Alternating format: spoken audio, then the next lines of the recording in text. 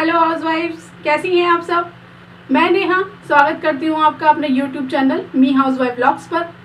सो housewife, आज हम बात करने जा रहे हैं आने वाले वट सावित्री व्रत यानी कि बरगदाही व्रत की कथा के बारे में।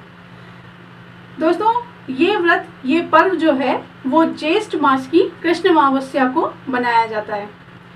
इस साल ये तिथि 22 मई 2020 को पड़ने वाली है, दिन गुरुवार है। और अब बात करते हैं इस दिन किस कथा का महत्व है। जैसे कि हमने नाम में ही जाना, वट सावित्री व्रत। वट यानी कि बरगद, सावित्री यानी कि सावित्री देवी, जिनकी कथा हमने कई बार सुन रखी है। इनफैक्ट हमने अपने एकेडमिक के टाइम पर इसको पढ़ा भी है और इससे रिलेटेड हमने चैप्टर्स को भी रीड किया है।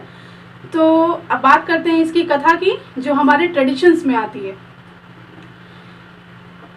सो फ्रेंड्स, भद्र देश के जो राजा थे अश्वपति, जिस टाइम पर अश्वपति जी राजा थे, उनको कई वर्षों तक कोई संतान नहीं हुई और वो काफ़ी परेशान भी हुए इस बात को लेकर के। उन्होंने कई ऋषियों मुनियों से इसके उपाय को जाना और फिर लगभग 18 वर्षों तक उन्होंने रोज मंत्रोच्चारण के साथ 1 लाख आहुतियाँ दी।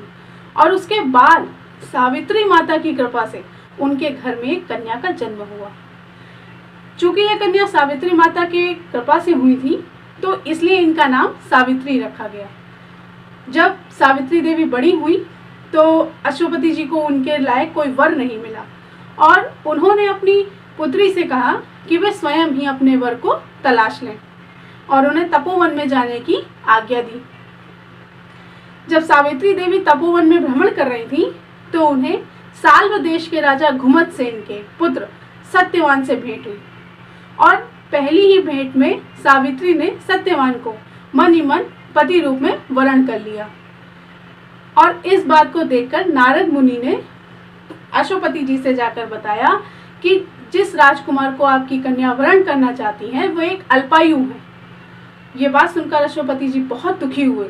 उन्होंने अपनी पुत्री के लिए बहुत ही चिंता व्यक्त करी। अपने पिता को चिंता में देखकर, दुखी देखकर सावित्री देवी ने उनसे पूछा उनकी चिंता का कारण क्या है।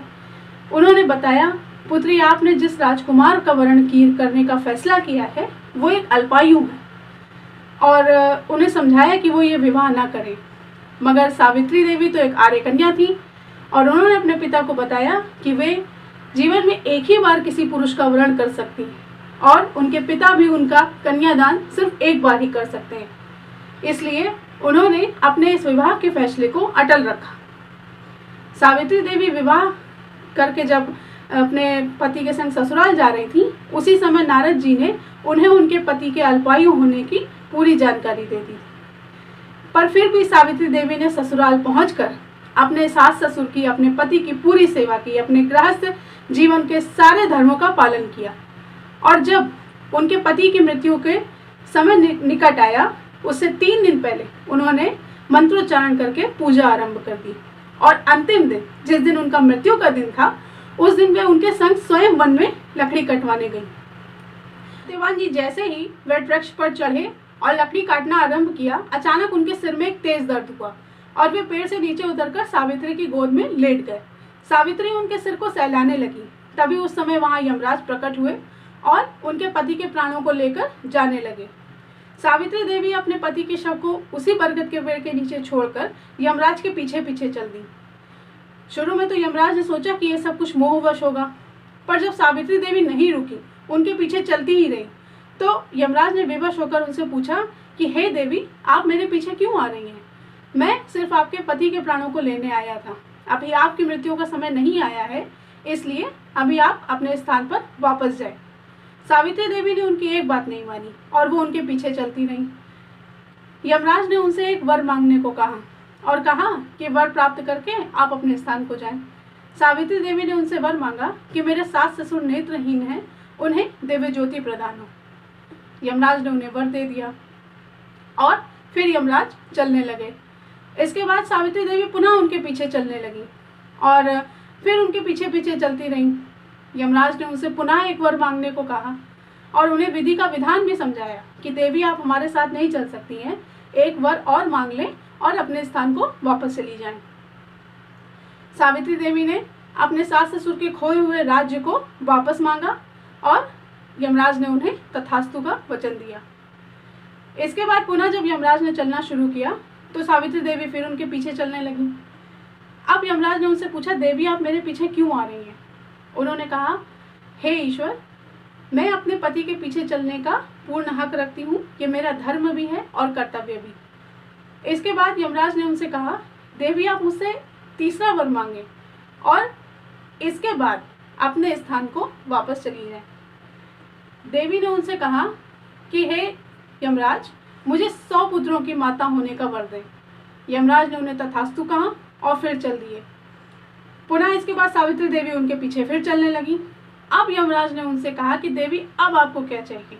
अब मैंने आपको तीनों वर दे दिए, जो आपकी इच्छाएं थी वो मैंने सब पूरी कर दी। इसके बाद सावित्री देवी ने कहा कि हे यमराज, आपने मुझे 100 पुत्रों की माता होने का वर दिया, किंतु मेरे पति के प्राणों को तो आप लिए जा रहे हैं।